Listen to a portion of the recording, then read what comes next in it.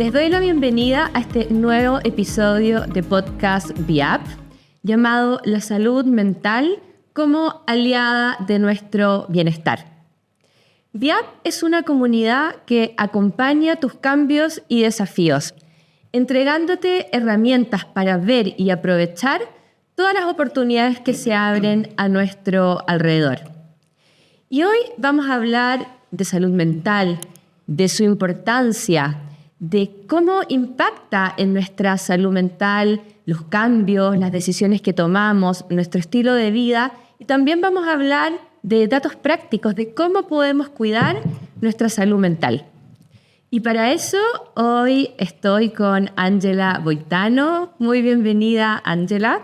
Hola, Romina. Ella es psicóloga clínica de la Pontificia Universidad Católica, además doctora en filosofía, magíster en sociología, es académica e investigadora en la Escuela de Sociología de la Universidad Diego Portales, especialista en psicoterapia breve con orientación psicoanalítica y miembro de la Red de Filósofas Feministas de Chile. Muy bienvenida, Ángela, ¿cómo estás? Hola, Romina, gracias. Gracias a ti por estar aquí.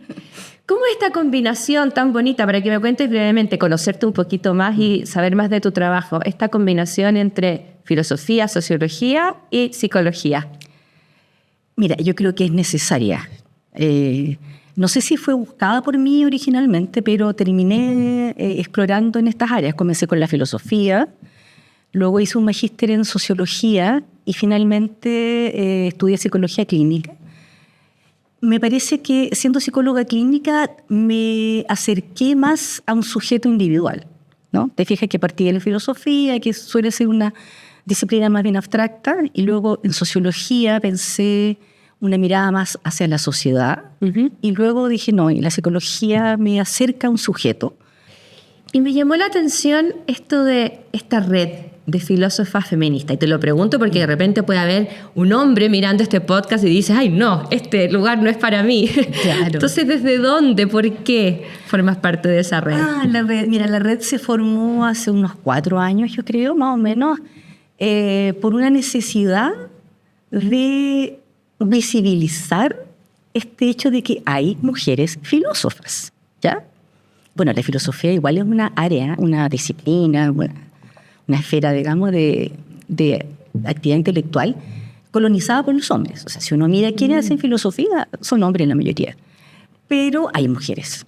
Entonces hicimos esta red de filósofas feministas, eso como un gesto más bien político, ¿no? Decir, oye, existimos, somos varias, y empezamos originalmente a juntarnos por Zoom, porque era pandemia, recuerdo, en esa época, y empezamos a leernos entre nosotras, o sea, leer lo que hacíamos, compartir lo que hacíamos. Interesante, fíjate.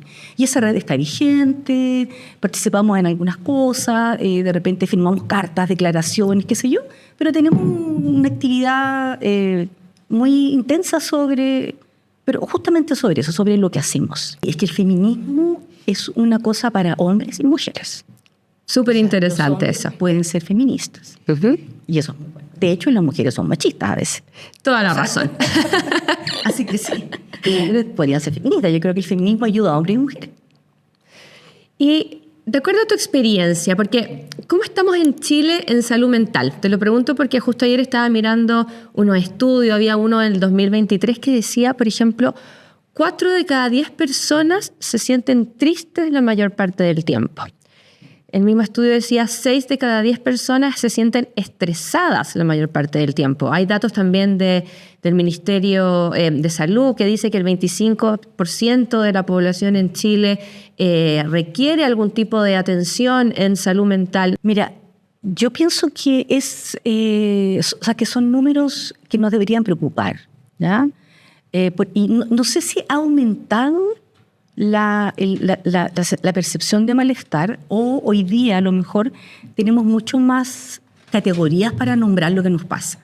Y eso sería muy bueno. Tenemos más nombres, le ponemos más nombre a las cosas. No sé, tal vez nuestros abuelos experimentaron ciertos malestares, pero no había nombre.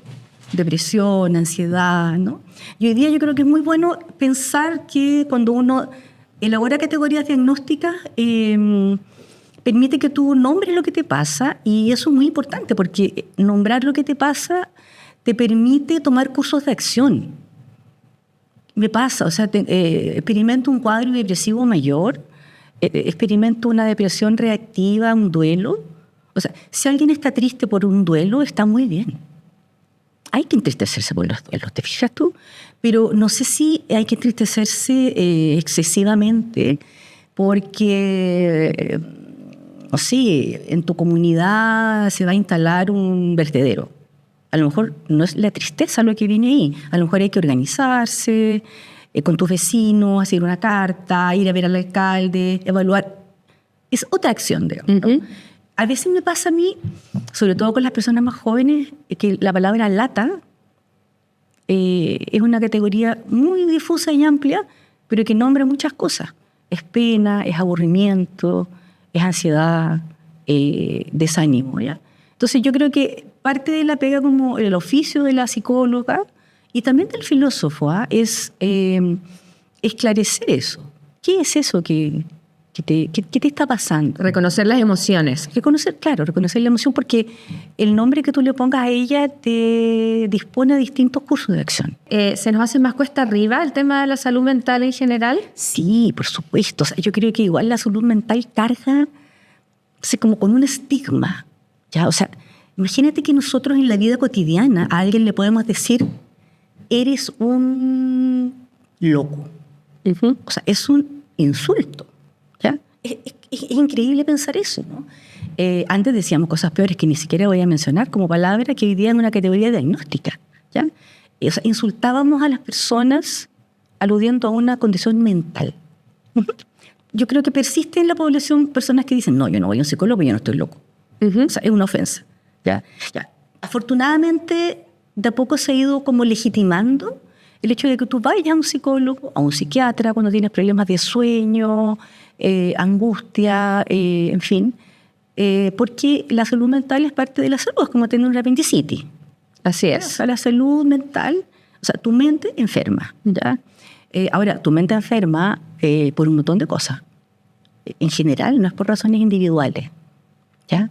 O sea, algunas personas puede que tengan problemas con la recaptación de serotonina, ponle tú, ¿ya? Y eso, pero la mayoría de nuestros síntomas que nos dan cuenta de una salud mental complicada son cuestiones de nuestras relaciones con otros, ¿ya? Y eso es interesante verlo. Por lo tanto, el paciente que llega a tu consulta llega con todo su mundo. Y hablando de esos pacientes, eso ya te da una perspectiva de por qué la gente consulta, ¿verdad? Sí. Entonces, antes de pasar a esa pregunta de cuáles son los motivos de consulta, quiero preguntarte por esta etapa que generalmente lo ubicamos después de los 40 años, ¿ya? Y no quiero dar un número, lo más importante no es el número de la edad, sino que esta etapa que conversábamos nosotras, que es esta generación que está como al medio, que tiene por un lado los hijos, por el otro lado tiene sus padres, está a cargo de sus hijos y a veces tiene que preocuparse de sus padres, tiene que rendir en el trabajo porque están activos, pero a veces tienen que reinventarse. También una etapa en que se generan cambios importantes en el cuerpo. ¿Cómo definirías tú esa etapa desde el punto de vista psicológico? Bueno, no es casualidad que las personas que más consultan, desde mi experiencia, son personas entre 40 y 60, ¿no? Justamente, o sea, yo creo que es una etapa de la vida sumamente compleja, porque probablemente antes de los 40 uno está con la posibilidad de equivocarse, ¿no? De hecho, uno entra a la universidad, pues, a veces los padres le dicen a los jóvenes, estudia una carrera y si te equivocas puedes hacer una segunda, pero no una tercera, o sea, te puedes equivocar aún. Yo creo que a medida que uno va creciendo y va como comprometiéndose con el mundo, eso puede significar una pega, hijos, relaciones de pareja, un dividendo, ¿te fijas? O sea, uno va como arraigándose, ¿no? A medida que crece. Y probablemente esa misma como cristalización de la vida produce angustia, ¿no? Porque no siempre resultan los proyectos, ¿no? Puede que tengas problemas de patrones de crianza con tu pareja que no coincide, puede que la cesantía te afecte, ya no puedes volver donde tus padres. Bueno, entre los 40 y los 60 también se producen la mayoría de las rupturas matrimoniales, ¿no? O rupturas de pareja. Y yo creo que probablemente entre los 40 y los 60 las personas se ven mucho más exigidas laboralmente, profesionalmente, ¿no? A lo mejor se lo considera el momento en el cual, si no lo hago ahora, ya, poder hacerlo, ¿no? Entonces, probablemente hay muchas demandas y demandas de distinto tipo. Mira, hoy día los hombres también tienen la exigencia de ser buenos padres, ¿ya? No solo las mujeres, que hacíamos segunda jornada, tercera jornada. Hoy día igual hay un grupo de hombres que han asumido la crianza como algo propio, no como una ayuda a la pareja. Y ahí entonces también tienes otra demanda, ¿no? Que se asuma a la que ya existía tradicionalmente, ser un proveedor, además ser saludable, subir cerros, tener buena condición física. No, las demandas son muy altas, encuentro yo. Entonces, cumplir a todo eso y además permitirte el domingo quedarte flojeando viendo una serie, es como incompatible. O sea, puede que te sientas un flojo. ¿Ya? Entonces, eso yo creo que hay un montón de cosas que te hacen pensar, no puedo con esta vida, ¿no? O sea, es una etapa, por lo que te estoy escuchando, que tiene una alta exigencia. Claro. Y por un lado los hombres han tenido que tomar roles nuevos y las mujeres también, porque las mujeres súper activas económicamente, o sea, como que en el fondo laboralmente, y antes no se le pedía eso, no se necesitaba, porque ahora además el nivel de gastos ha subido enormemente. Claro, entonces tenemos personas que tienen menos hijos, con doble ingreso, y son consumidores mucho más exigentes. Ya, eso es bien interesante. Y el consumo igual es una espiral de... o sea, el consumo por una parte produce satisfacción, ¿cierto? O sea, tú puedes tal vez llenar necesidades emocionales con algún tipo de consumo de bienes, ¿cierto? Y al mismo tiempo el consumo de bienes te hace patente la idea de que siempre estás insatisfecho. Bueno, eso le pasa a todo el mundo, no solamente a la gente entre 40 y 60, pero claro, la sociedad nuestra nos permite esa ilusión, ¿no? O sea, si tú consumes, puedes ser feliz. Pero cuando tú lo haces te das cuenta que no era esto lo que... No es eso lo que te llena. Me falta algo más todavía. Ya. Eso es importante, ¿eh? Yo pienso que una conversación que yo siempre tengo con las personas que atiendo es cómo administrar eso, o sea, cómo administrar la falta. La falta que siempre experimentamos. O sea, no sé si en algún momento una persona se siente plenamente satisfecha. ¿Ya? Pasa muy poquito. O sea, son momentos de tu vida y que te sirven como un ejemplo de que puede pasar que yo me sienta satisfecho en algún momento. Pero eso es efímero, ¿no? Y yo creo que tal vez la vida de uno consiste en eso, ¿no? En administrar esta falta. Eso es bien interesante porque una pregunta que aparece muy fuerte en esta etapa, ¿cierto? Es como, ¿he logrado lo suficiente? Y eso genera un poco una sensación de insatisfacción que decías tú, quizás una frustración, porque he hecho lo suficiente, he logrado lo suficiente y veo que cada vez tengo menos tiempo para lograrlo. Sí, ahora, mira, no hay un solo criterio hoy día, y eso igual es bueno por una parte, para poder hacer esa evaluación. O sea, he logrado lo suficiente, yo no voy a decir en relación a qué. Ya no sé, por ejemplo, he criado bien a mis hijos, he hecho de ellos, pero ¿qué significa eso? O sea, he hecho de ellos seres poderosos, con estatus, he hecho de ellos seres buenas personas. ¿Cómo se evalúa esta cuestión, no? ¿He fracasado en mi matrimonio porque se acabó al cabo de 20 años? ¿O eso es lo que dura una buena relación? No. O sea, el criterio para evaluar cuánto he avanzado o cuánto he logrado tampoco es tan claro. Entonces yo creo que la terapia justamente te ayuda a hacer eso, a como instalar cómo evalúas tú tu vida y con quién te estás comparando cuando estás evaluándola, ¿no? Para no sentirte un fracaso y, no sé, ver cuáles son tus logros y cuál es ese criterio que vas a poner ahí, ¿no? Si tú comparas con tus abuelos, las mujeres, por ejemplo, que se comparan con sus abuelas, hoy día se sienten mucho más encuentran que la vida es más interesante para ella, más igualitaria, han podido trabajar, en fin. Y las abuelas tuvieron menos decisiones que tomar, ¿no? La abuela decía, yo tuve que elegir apenas entre casarme y ser solterona. Claro, la gran decisión de la vida. Claro, porque la solterona cuidaba a los padres, bueno.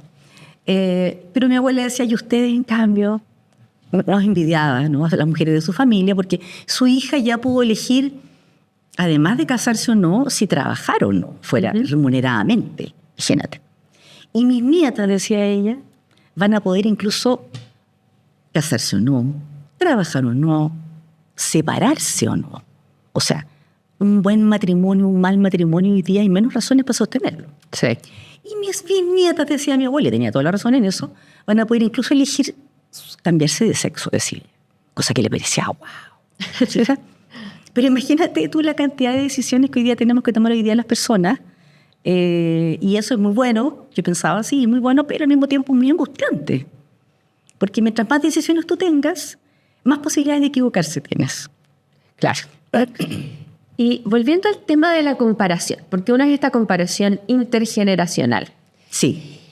Pero, ¿qué pasa cuando llego a un momento en mi vida en que me cuestiono si he hecho lo suficiente, si he logrado lo suficiente, pero me estoy comparando con mi expectativa anterior, lo que yo quería hacer en algún momento o lo que la sociedad me pide o lo que mi familia esperaba de mí? Y además me comparo, te estoy haciendo dos preguntas en una, te la estoy haciendo difícil, pero además me comparo con mis pares. El pasto del vecino siempre es más verde, ¿cierto? Pero lo que vemos de los otros es que han sido súper exitosos, que se han ganado los súper premios, que tienen, no sé, bienes materiales, una tremenda casa, una familia perfecta. No digo que sea así, pero es lo que nosotros vemos. Entonces, ¿qué hacemos con eso? Con esa sensación como de derrota, de frustración que nos puede generar esa situación. Siempre pienso respecto de ese tema que es muy bueno pensar que a todos nos pasa lo mismo. ¿Ya? O sea, porque el pasto del vecino siempre es más verde que el mío. Uno suele pensar que le pasa a uno. En eso soy un pobre tipo envidioso. Pero no, es interesante. Pero esto le pasa a todos. Porque las personas somos así. Estructuralmente, nuestra psique está estructurada en función de la falta. Siempre me falta algo. Ya. Y creo que por eso que las relaciones de pareja fracasan, porque en el fondo tú piensas, como me falta esto, el otro me va a completar lo que me falta. Y no es así, ¿no? Entonces, yo creo que esa idea de que lo que a ti te falta, otro te lo va a completar, o una profesión, o un tipo de consumo, qué sé yo, es falsa. O sea, yo creo que habría que formar a nuestros niños y a nuestras generaciones jóvenes en esa idea. O sea, nunca vas a estar completo. ¿Ya? Pero eso nos pasa a todos. Y como nos pasa a todos, es posible que tú también te veas como alguien exitoso, fantástico, envidiable, desde otro lado. ¿Ya? Entonces yo creo que la pega de la vida es administrar esa falta. Administrar esa... O sea, ¿cómo voy a hacerlo para vivir con esta sensación de que hay algo que aún no he encontrado y que me podría hacer feliz? ¿Ya? Yo creo que la aspiración a ser feliz no está mal. Porque te lleva a hacer cosas buenas, incluso buenas para el mundo. Digamos. Pero yo pienso que es muy bueno decir, ya, pero esto es una utopía. O sea, es bueno tener utopía. O sea, sí, me encantaría eso. Ok, para allá va el asunto. Pero eso no va a ocurrir. ¿No? Como cuando uno hace yoga, ¿no? Tu instructora de yoga te dice, mira, esta es la postura. Ya uno no la va a hacer como ella. Pero te dice, pero esta es la idea. Entonces uno entiende, dice, perfecto, ya sé que esa es la idea. Y la sociedad a uno le presenta justamente eso, ideas. ¿Ya? Mira, lo bueno de hoy es que yo creo que hay muchos más discursos posibles que te pueden hacer sentir a ti satisfecho. ¿Ya?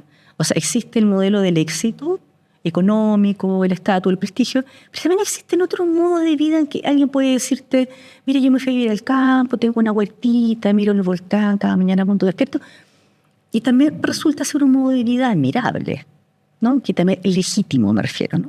Entonces, así como estas dos grandes cosas, yo creo que las redes sociales, que pueden ser un demonio, ¿no? Que te produce envidia porque ves todo el éxito del resto, pero también las redes sociales te pueden producir esto, ¿no? Que dices, qué interesante, porque mi cuerpo, que no es hegemónico, existe la noción de D-positive. Body positive, perdón.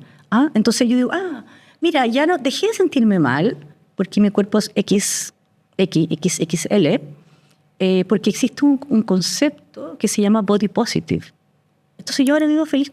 ¿Te fijas? O sea, todo lo que puede ser un infierno, redes sociales que te hacen sentir envidia de otra gente, también te pueden producir, yo también tengo un espacio en este mundo en el cual me puedo sentir valioso.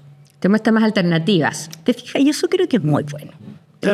Ahora, esto también significa una búsqueda para las personas, porque en el fondo si yo llego a hacerme estas preguntas y digo, me siento frustrado, siento que he fracasado, no cumplí con lo que quería, con lo que pensaba, entonces en algún minuto hay que hacer como un punto de inflexión y un trabajo de decir, ok, ¿qué es lo que quiero o cómo me proyecto de aquí para adelante con lo que traigo? Sí.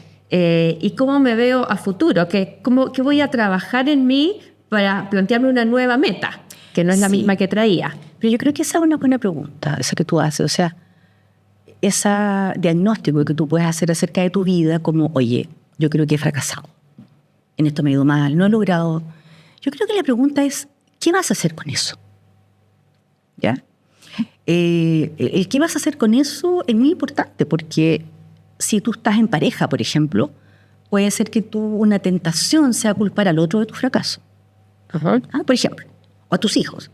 Por ustedes me postergué, en fin, por una sociedad que no te permitió cierta igualdad de oportunidad. En fin, o sea, yo creo que el diagnóstico de fracaso respecto a cualquier cuestión que tú te propusiste y no lograste, ¿qué vas a hacer con eso? O sea, es importante de alguna manera reconocerlo. Sí, o sea, ¿qué vas a hacer con eso? O sea, ¿vas a ser una víctima eterna? ¿Vas a culpar al resto? ¿Cómo vas a administrar esta cuestión? Y eso es una decisión de uno, ese es el problema, ¿no? O sea, porque echarle la culpa a otro es muy fácil, ¿no? Tú dices, bueno, yo soy una pobre víctima y también puedes decir que he tomado decisiones. Yo no digo que no haya víctimas, ¿saben? Yo digo que es posible que en la sociedad haya personas que efectivamente hayan sido victimizadas y hayan tenido muy malas vidas y crianzas negligentes, qué sé yo. Así que no estoy diciendo que nadie sea víctima y que todos tomemos decisiones y seamos responsables de eso. Pero un gran número de personas, cuando llegan a este punto, pueden decir, chuta, ¿qué voy a hacer con este diagnóstico que estoy haciendo? ¿No? Y yo creo que eso es una terapia. Es una terapia, es una mirada filosófica. ¿Sabes que la filosofía lo que te hace es preguntarte? ¿Ya? Te hace preguntas. O sea, uno se pregunta cosas sencillas como estoy estresado, trabajo todo el día, los fines de semana. Y uno puede preguntarse ¿qué sentido tiene eso? ¿Por qué hago eso? ¿Por qué necesito sentirme cansado? ¿Por qué necesito postergarme a mí mismo permanentemente? ¿No? Igual hay algo de estatus a veces cuando uno no tiene tiempo. Tener mucho tiempo es como símbolo de bajo estatus, ¿no? ¿Cómo estás? Bien, tapado de pena, dicen las personas, ¿no? Eso es como, o sea, estoy ocupado, soy importante, me requieren, ¿no? Pero si alguien dice, bien, estoy con un montón de tiempo, o sea, esta persona tiene un problema. ¿Será que las personas también necesitan sentirse ocupadas para que su vida tenga un sentido? Sí. En el fondo yo soy útil para algo, entonces tengo todas mis horas ocupadas. Y si no, bueno, pero es que ese es un punto importante. Yo creo que hoy día un gesto, diríamos, de resistencia a la sociedad en que vivimos sería algo así como rescatar el aburrimiento, ¿no? O sea, me refiero al aburrimiento como un sentimiento importante que ya casi no experimentamos porque nuestra atención está capturada todo el día con cosas. O sea, si tú estás aburrido, yo venía en el metro ahora. La persona está mirando su teléfono, ¿cierto? O sea, aburrirte es un pecado. Dejar el teléfono en tu casa un día que se te quede o qué sé yo, probablemente te produce un síndrome de abstinencia. Totalmente. Ansiedad, palpitaciones, en fin. O sea, ¿qué está pasando en el mundo que ya no me estoy dando cuenta? Yo creo que una gran como acto de resistencia y de libertad hoy día es que tu atención deje de estar capturada por otros. Y eso es muy difícil. Entonces, yo siempre pienso eso. ¿Cómo ejercer la libertad en este mundo hoy día? Eso sí. Independizarse un poco de lo que está pasando. Claro, colonizar a lo que tú le quieres poner atención. Y que tu atención no sea capturada permanentemente. Bueno, nuestro teléfono lo ejemplifica, digamos, pero pueden ser muchas otras cosas. Ángela, ¿y qué pasa? El otro día escuchaba a un psiquiatra español que decía algo muy similar a lo que tú mencionabas acá, que la felicidad también depende de cómo administramos nuestras ambiciones, porque efectivamente a veces ponemos objetivos muy altos y nos pasa esto, que llega un momento en que decimos, no lo alcancé. Entonces, como que veo esa realidad y me conozco bien, sé quién soy y digo, con lo que yo tengo, con lo que yo soy, esto es lo que voy a querer lograr en X tiempo más, ¿cierto? Sí. O así me veo yo hacia el futuro.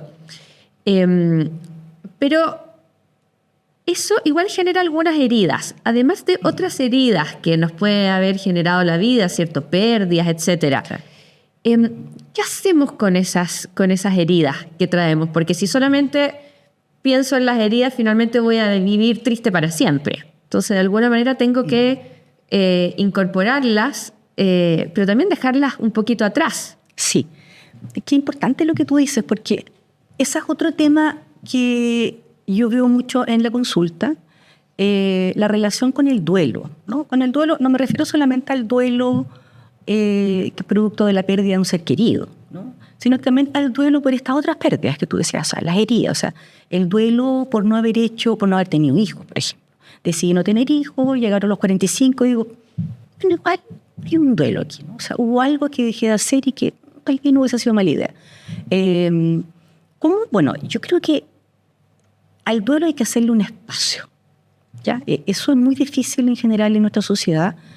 No sé si tú lo has visto, pero las empresas, las organizaciones laborales en general, a los trabajadores le dan 2 días libres, o 5. Sí. Bueno, depende de la organización. Y me parece bien. O sea, significa algo así como hay una organización que reconoce que esa persona necesita hacer un paréntesis, ¿no? Parar, ¿ya? Y eso le hace un espacio al duelo.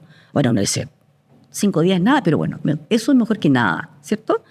Pero como idea me parece interesante. O sea, yo creo que hay que hacer un espacio al duelo. O sea, uno debe vivir como con ese... Tú entierras a tus muertos, ¿no? Pero los entierras. De hecho, a veces puedes ir a verlos, ¿no? O tienes el ánfora en tu casa, qué sé yo. Y sigues viviendo después, ¿no? Como que integras la pérdida. Yo creo que esa es como un trabajo de duelo, consiste justamente en eso, ¿no? O sea, elaborar la pérdida es como pensar en lo que eso significó para ti. Cuando eso se murió, ese ser se murió o ese proyecto murió, ¿qué murió contigo ahí, no? Porque cuando uno se duele por la muerte de alguien, se duele también porque algo de uno murió con esa persona. El modo como esa persona te veía, eso nunca más va a existir, porque solo lo permitía esa persona, ¿ya? Y eso es muy... Yo no sé si tú puedes borrar eso, solo que la pérdida probablemente la vas acompañando de una emoción distinta. O sea, probablemente la emoción inicial es pena, desesperación, desolación, muchas palabras para mencionar eso. Y con el tiempo, esa pérdida puede estar acompañada de otras emociones, que puede ser incluso, bueno, hay una nostalgia siempre, pero incluso alegría, ¿ya? O sea, las personas no quieren olvidar eso, ¿ya? O sea, no quieren olvidarse. Y a veces tramitar la pérdida significa, bueno, voy a borrar este asunto. Creo que es interesante tener allí, ¿no? tus pérdidas, tenerlas presentes, tus huellas, tus cicatrices, ¿no? Porque te recuerdan que eres un ser también con estas huellas, ¿no? Y no está limpia la superficie de tu vida, sino que... Y eso me parece bien, fíjate, me parece interesante. Y en tu consulta, ¿cuáles son los principales motivos por los cuales las personas llegan? Mira, yo creo que las personas suelen consultar en momentos de crisis, ¿ya? Y cuando digo crisis, digo ese momento en el cual porque uno siempre tiene problemas. Pero de alguna manera los puede resolver, ¿no? Con un amigo, si tiene un préstamo, bueno, en fin. Pero hay un momento en el cual tus recursos habituales no funcionan. Tus tradicionales estrategias de resolución de problemas no funcionan, tu emoción ya no te acompaña. Y eso es la crisis, ¿no? La crisis es un momento en el cual tu diagnóstico acerca de la situación es que no hay salida y que cualquier decisión que tomes va a ser muy difícil, ¿ya? Yo creo que ese es el punto en que uno dice, no, necesito consultar, ¿ya? Y ahí cuando tú hablas acerca de lo que te pasa, es bien interesante porque las palabras permiten a uno, esto es una metáfora, como poner lo que está dentro de uno, nuestros pensamientos, emociones, ponerlos aquí. Como yo te voy a contar algo, te voy a poner aquí un objeto que tú vas a poder mirar. Entonces yo se lo traigo a mi terapeuta y el terapeuta tengo que describirlo de tal manera, este fenómeno que me pasa, para que lo pueda ver ahí. Y mira qué interesante, porque al hacer eso yo lo que hago es que yo lo veo también. O sea, yo al decir lo que me pasa, veo mi objeto. Y eso, fíjate, produce una especie de toma de posición respecto del problema, en que tú dices, oye, hablándote de eso, me doy cuenta de algo que no había visto. ¿Ya? Porque uno a veces hace comentarios como el modo como tú nombras el fenómeno. ¿Ya? El modo como tú nombras el fenómeno da cuenta de cómo tú estás viéndolo. Entonces, a veces la palabra puede cambiar, ¿no? Puede cambiar todo el fenómeno. Así que yo creo que el terapeuta en ese sentido es un dispositivo que está ahí, ¿no? Que te permite a ti hacer objetivo algo que te pasa. Y claro, cuando uno habla, lo que tiene que hacer es que tiene que tratar de organizar un pensamiento súper... Y ahí aprovecha a ordenar las ideas también. Una masa, ¿te fijas? Una madeja. Y cuando uno teje, el hilito lo va poniendo en orden y eso uno va haciendo con su terapeuta, ¿no? Le va ordenando una idea que tiene. Y eso, claro, no sé si algunos problemas no tienen solución. Yo a veces pienso, hay cosas que no tienen remedio, ¿ya? Pero sí puede que se disuelvan, ¿ya? No se resuelven, pero se pueden disolver. Al darte cuenta que no tiene solución un problema, deja eso un problema. O sea, pasas a la aceptación. O sea, dices, ¿qué hago con esto? No sé, por ejemplo, es muy común que tú quieras... o sea, que es muy común que tú pienses en una situación de conflicto de pareja, que todo funcionaría súper bien si mi pareja fuera X en vez de Y. Olvídalo. Eso no va a pasar. Eso no va a pasar. Te casaste con X y ahora quieres que sea Y. ¿Puedes vivir con esa persona, con ese defecto? ¿Es imposible? Bueno, y la terapia pareja ayuda justamente a eso, que las personas hablen acerca de lo que necesitan del otro en un espacio más bien de impunidad y de escucha respetuosa. Y eso ayuda mucho, ¿no? Porque imagínate que tú le pides a otro lo que tú necesitas, supuestamente, pero eso supone que tú sabes lo que tú necesitas. Y eso no es así. Uno igual es opaco para sí mismo. O sea, yo digo, quiero esto, ya, pero también me complica. Y el otro, tú le pides a alguien que tiene los mismos problemas que tú, de no saber lo que quiere exactamente, con tanta claridad. Entonces es como un diálogo de sordos, ¿te fijas tú? A veces el problema no es la pareja, el problema es la relación.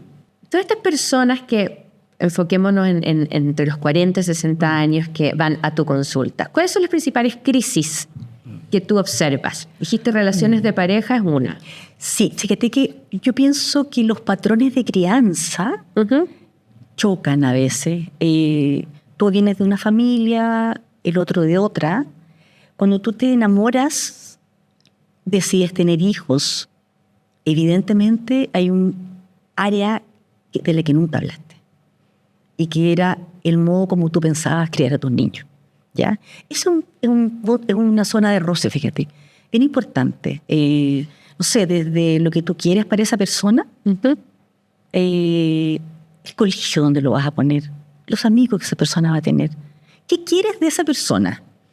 Y allí, claro, ambos traen todo su bagaje y su experiencia no dicha y tampoco muy clara, ¿te fijas tú?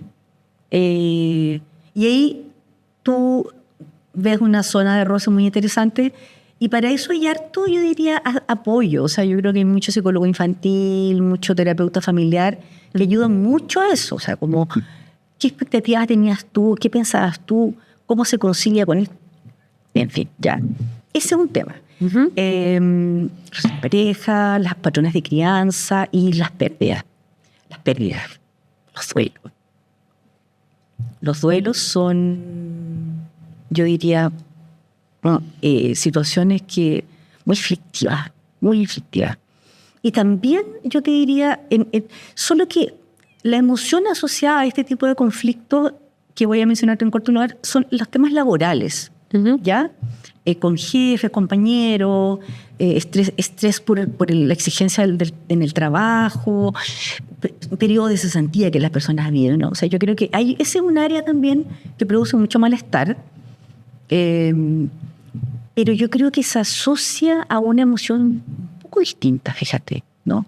Un hombre dice estrés, en cambio, las relaciones con los hijos, con las parejas, pueden ser situaciones mucho más tristes, ¿no? Mucho. La pega, uno podría decir, produce ansiedad, ¿ya? Uno podría decir, es el gran síntoma, ¿no? Pero claro, a veces tú te sientes tan sin salida que te deprimes y no hay que hacer. Y la violencia, ¿no? La violencia es muy... O sea, la violencia está muy asociada al sufrimiento. Uh-huh. O sea, las personas muy enojonas en realidad están sufriendo. ¿Ya? O sea, un hombre violento es un hombre que usualmente cambia mucho si tú lo ves así. Ese hombre está sufriendo. Solo que lo que le pasa lo expresa de una manera brutal, ¿no? Y tal vez hay que digitalizarlo emocionalmente, en fin, hay que hacer algunas cosas allí, pero la violencia es muy importante al interior de la familia. Entonces tenemos estas crisis, ¿cierto? Hablamos de los duelos, de relaciones de pareja, temas laborales, periodo de cesantía, qué interesante, el tema de la violencia también.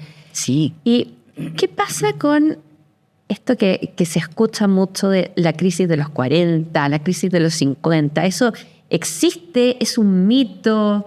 Si me puedes contar un poquitito ahí. Bueno, yo creo que puede que justo a los 40 o a los 50, a los 60, cuando los cumpliste, puede que justo te pilló en un mal momento y puede que sea una crisis. Pero yo creo que la noción de crisis, la crisis de estos números, digamos, no sé si es una crisis o puede ser también un rito un poco social, digamos, cuando tú cumples 40, festejas, a los 50 también. No sé si a los 42 como cambias.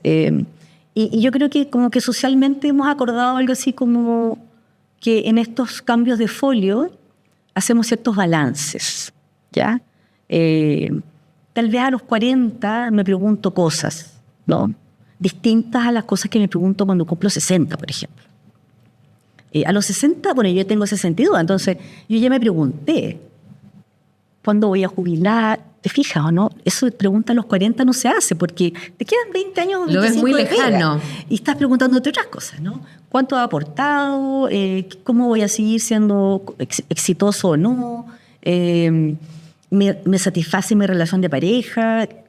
Bueno, ¿quiero tener hijos o no? Yo creo que ahí hombres y mujeres tienen preguntas distintas. Entonces, los hombres pueden tener hijos hasta los 60 años o más, qué sé yo. Pero las mujeres igual hoy día pueden congelar óvulos. Entonces es una decisión que ya no tiene esa premura, digamos, de antes, pero sigue teniéndola. No sé si uno quiere ser mamá a los 50. Pero sí, para las mujeres a los 40 es un momento, no sé si de crisis, pero al menos de preguntas importantes, ¿ya? Porque tener hijos hoy día implica una decisión respecto de tu carrera, por ejemplo.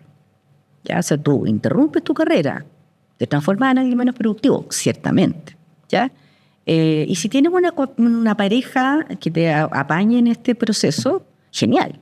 Pero si no, lo que ocurre es que él sigue feliz de la vida y tú en la casa creando niños, digamos, a veces media frustrada, aunque tomaste la decisión, en fin.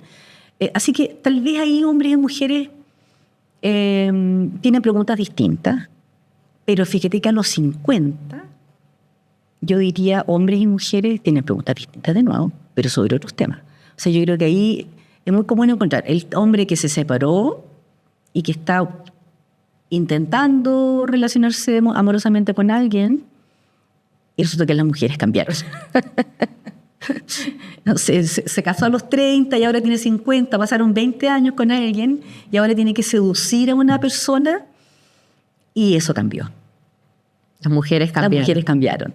Y eso es una gran área de conocimiento que está poco explorada tal vez, como el ritual amoroso que antes se producía en los lugares naturales, ¿no? La pega, tu vecindario, las amistades, que sí. Hoy día se produce en redes sociales. Entonces, o sea, no sé si se produce ahí, pero muchos se producen ahí. Y ahí tú entras como una entrevista laboral, ¿no? Esto es cita de hombres, ¿no? O sea, es tan estresante como una entrevista laboral, ¿no? Pero es como que se sienten así como interrogados respecto de temas, ¿no? Y con la sensación de que podías meter la pata en alguna pregunta. Uh-huh. Aparecer demasiado machista, demasiado emocionalmente, también demasiado frágil. O sea, es difícil. Y es difícil para las mujeres también, ¿o no? Tengo la impresión de que las mujeres, movimiento feminista mediante, que comenzó en los años 60 y hoy día ha ido como teniendo más fuerza, qué sé yo. Pero aquí en Chile, de 2018 en adelante, yo diría que las mujeres tienen mucho más un discurso, al menos que los hace sentir menos dependientes, que tienen más opciones, menos, al menos en el discurso, digamos, menos esta necesidad de agachar el moño para conquistar a alguien, ¿no? Y más como en la idea de poner condiciones. ¿Ya? Porque pueden estar solas, por lo tanto eligen una pareja que sí la satisfaga mucho, uh-huh. Porque si no, no vale la pena. Y los hombres, yo creo que sí, tienen un discurso similar, pero ¿cómo se seduce a alguien? ¿No? Se le abren la puerta del auto, se le paga la cuenta, puede ser considerado violencia patriarcal esa cuestión, ¿no? Pagamos a media, pero si me considera un amarrete a lo mejor. En fin, o sea, muchos, de nuevo, pienso como muchos discursos que circulan en la esfera pública contradictorios. Soy el macho alfa, soy el hombre frágil y todos los matices intermedios, digamos. ¿Qué es lo que me da valor en el fondo? ¿Ya? Oye, Ángela, y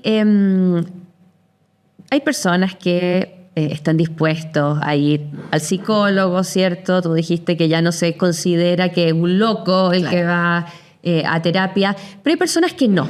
Entonces, ya como para ir cerrando, ¿qué consejos le darías a estas personas que no están dispuestos quizás a ir a una terapia?